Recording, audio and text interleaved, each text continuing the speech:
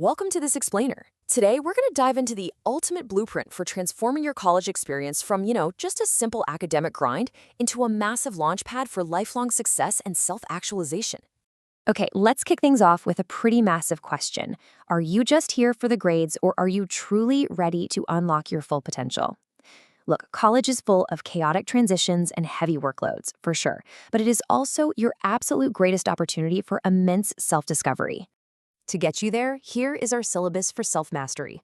We're going to cover the foundation, the psychology of success, your self-improvement toolkit, health and emotional intelligence, and we'll wrap up with a daily action plan. Jumping right into the foundation, why self-improvement matters in college. College is literally a chaotic training ground for real life. But self-improvement here, it isn't just about surviving those brutal all-nighters in the library and 8 a.m. caffeine crashes. It's a completely holistic approach. By deliberately focusing on your own growth, you're simultaneously leveling up your critical thinking for academic success, building real emotional intelligence for personal growth, setting up vital habits for your future career, and, maybe most importantly, protecting your well-being. It's kind of the ultimate all-in-one package. Let's move on to the blueprint, the psychology of success. So how do human motivation and learning actually work under the hood? Well, Abraham Maslow's famous hierarchy of needs shows us that you simply cannot reach your full academic potential or self-actualize if you're constantly running on zero sleep, super high stress, and nothing but dining hall pizza. You absolutely have to secure your basic physiological and safety needs first before you can even think about climbing up to true fulfillment. Building right on top of that foundation is Albert Bandura's concept of self-efficacy. Basically, this is your genuine confidence in your own capacity to achieve. Bandura's research proves that building this specific type of confidence isn't just nice to have, it's a mandatory requirement for any lasting behavioral change. Honestly, if you don't believe you have the capacity to pass a tough class, your brain literally won't even let you try effectively. Now combine that self-efficacy with Carol Dweck's growth mindset, and you've got an absolute game changer. It completely reframes your academic failures from these scary dead ends into exact stepping stones. Embracing your mistakes as actual learning opportunities is exactly what fosters true intellectual curiosity. It builds the resilience you need to keep going when the coursework gets incredibly tough. A massive secret to college success also lies in another of Bandura's ideas: observational learning. Listen, you do not have to figure this all out completely alone.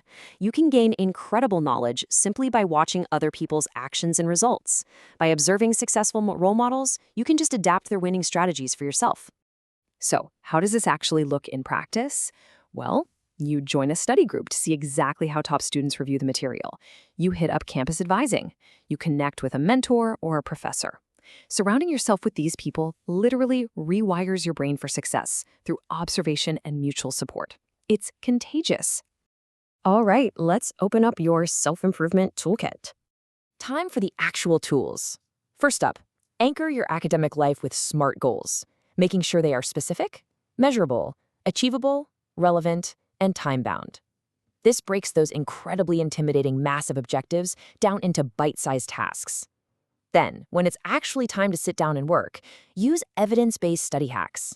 Use active recall and spaced repetition for maximum memory retention, and deploy the Pomodoro technique for intense, laser-like focus without that inevitable burnout. And there is a world of difference between mastering your time proactively versus playing a really stressful, reactive game of catch-up. A proactive student uses tools like the Eisenhower matrix to prioritize and literally time block their week. A reactive student, they just wing it.